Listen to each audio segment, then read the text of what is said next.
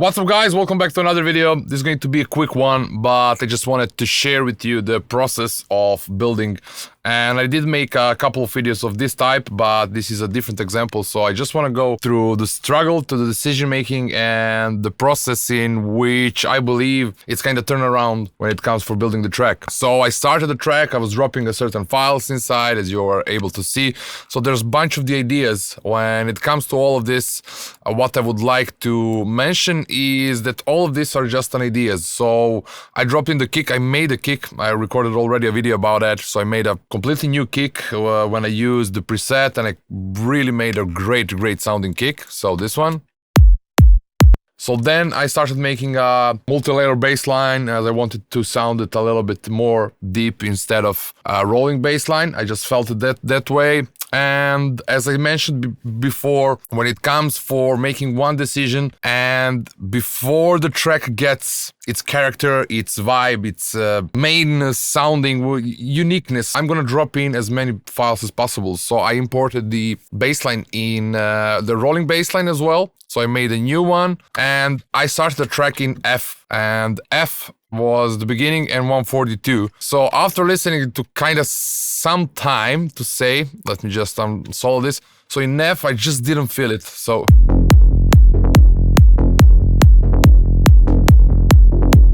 And then I started changing the bassline notes, so the key root note. This is one of the things that can be a big turnaround. So I did already have a bunch of the atmospheres like this one. As you're able to see, it's transposed up to 2 because I decided to transpose this track. I transposed the bassline like 1, 2, 3 semi-notes, and I realized it sounds really nice in G. So even if I started a track in a 1 key, I didn't follow up as I needed to because it's still not too late to change the key. Even if I just transpose all of them just by 2 semi-notes, I really don't care. And the main point and the main structure about this track is that the track needs to be good enough. Later on, when the track gets its story, the flow, everything, when the track is gonna have, I'm gonna concentrate on the technical part. So I do have here like the ARP, I do have certain sequences whatsoever. So these are all in testing right now, and I'm changing a lot. So basically, this is the point of this video, like change a lot of things before it's not too late, before it gets certain character and the story and everything is going to sit in place. So I'm gonna test like this one. I muted. I'm not gonna use definitely this glide notes. I just didn't like it. I mean, it's not bad, but I just got bored of it. So if I'm listening to a track day by day, if there is even one sound that bothers me, it's gonna go out. So I learned this by selecting all the sounds is what's gonna make the track to sound better. So kind of to criticize each sound, like if it does something that's really unique, I'm gonna keep it. If it doesn't, I'm gonna drop it out and I'm gonna try to replace another one, or I'm just gonna go without even the replacement, because the groove itself can be sounding even better than when it's filled with a bunch of the sounds. Anyway, so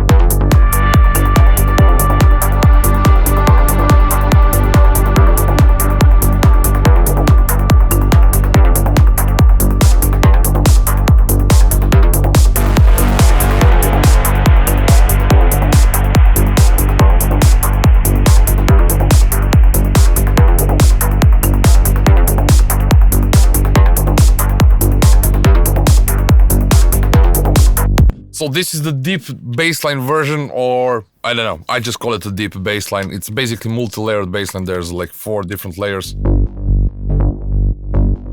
whatsoever. And where do I need the help from you? If you can write in the comments, what do you like more, this deep version or the rolling bass line? Because when it was in F sharp, I would definitely go with the deep bass line. But now I just transposed it from F to G, and in my opinion, today, it doesn't mean that tomorrow is going to be the same judgment, but today I believe the rolling bass line sounds better. So the rolling bass line does require a bit different arrangement. This is why I muted this one and then brought them back into the deep version, and now I again muted the Zap snare and closed hi-hat. Another thing is that I'm still working on the snare. I'm quite not happy with it. Something is missing. Like I always like, basically it depends, like if it's the deep version, which I didn't show actually. So these are the two snares that I'm happy with now, but in deep version this would be the clap.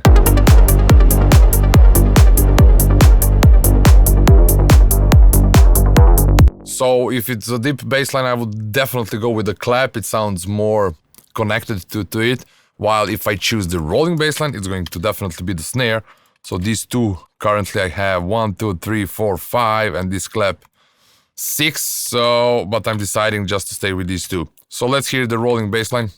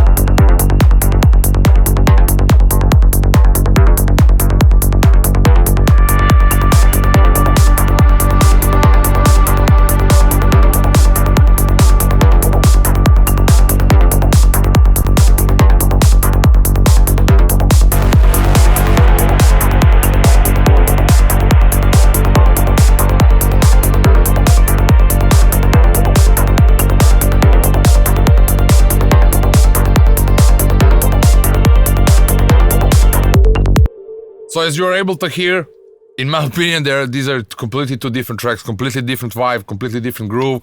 For me, they both sound good, but somehow, I don't know. The deep bass line sounds way better in F, I would say. F, okay, so.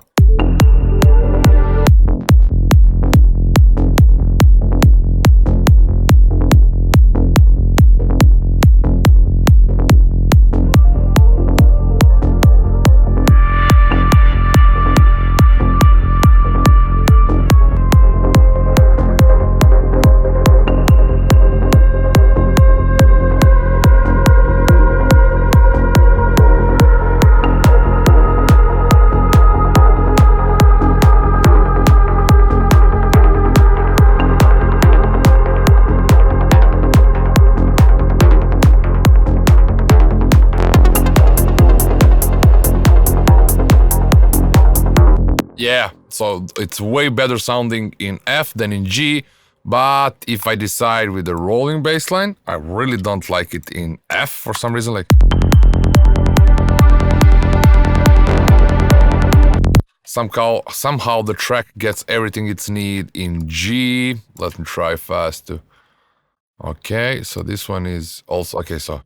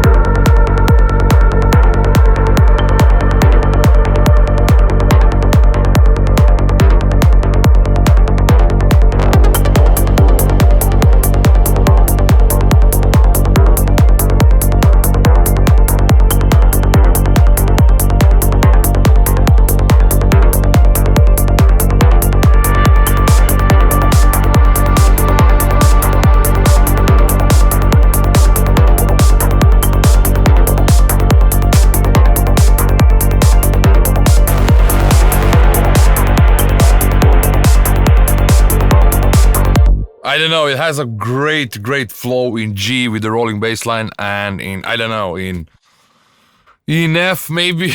Maybe it's time to divide this in 2 tracks, I'm not sure. So the point of this video was that the decisions and the doubts that you can have, it doesn't really mean that if you started a track in A, or that you need to continue with the rolling bass line whatsoever.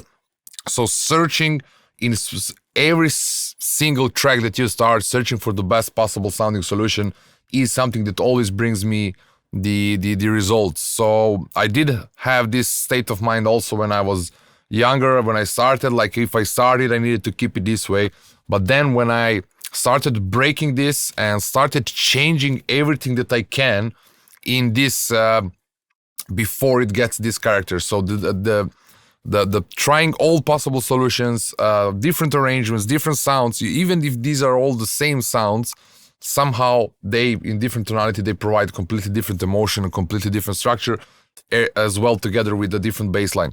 So it is really important, in my opinion, that all of you try to break out all of this. You can always save one version of a track. For example, I can go now 142 Legend, it's called, because I bought the new VST called Legend from Hans Zimmer. It's from Synapse Audio, the same manufacturer of Dune 3. It's an amazing VST instrument, so I'm gonna make a video about that. So this is going to be G rolling. And then I can do everything I did previously, like bring back this transposes to 0, everything, yeah, even this one, and then, yeah, like to 0, and then bring it back to the F, the bass line, right? Oh, it's already in F, and then save this as another version, like F, deep, bass. So now I have 2 different projects with 2 different setups, and I will be able to switch and maybe listen to them. And also what I will be able to do, maybe I will record 2 of these samples, to record 2 of these versions, and then maybe put it on the phone. And while I'm going back on the back home, or when I walk the dog, or I'm going to gym or whatsoever, I can listen to them in a different environment, because in studio it's really hard to make the real decisions. And I believe the decision making is best while we are occupied with something else, driving, riding the bicycle, whatsoever, listening on the headphones, different environment. I believe that this is where I'm going to make the right judgment. That would be all. Thank you very much for watching. I'll see you soon with another video. Bye.